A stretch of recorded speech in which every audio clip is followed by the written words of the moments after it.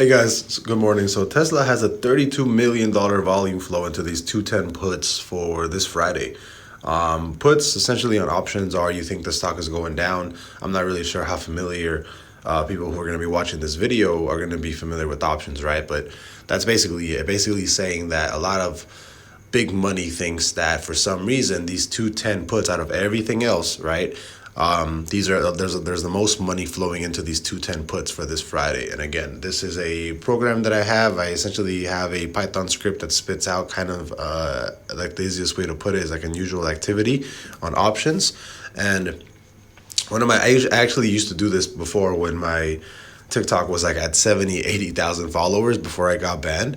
And now I'm barely starting to bring this back because, hopefully TikTok doesn't ban me, but I'll keep doing this for you guys. But yeah, 210, $32 million inflow of money into these 210 puts expiring this Friday. I think Tesla's like 208 right now.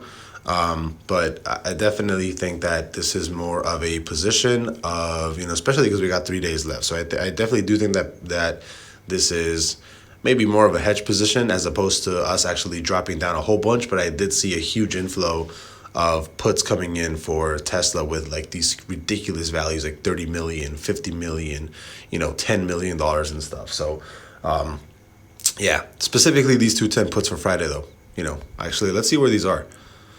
Let's see, where are they? So these would have actually been really good to get into August 23rd, right? That would have been a really good place to get into these. I would have definitely liked this. And then my target would have been 435, I think. This would have been a good close at 227. And again, I would have gotten in these because on the weekly, right, you do have this full engulfing on the option right here. But again, see, target would have been 435. But yeah, I can definitely see these going up again.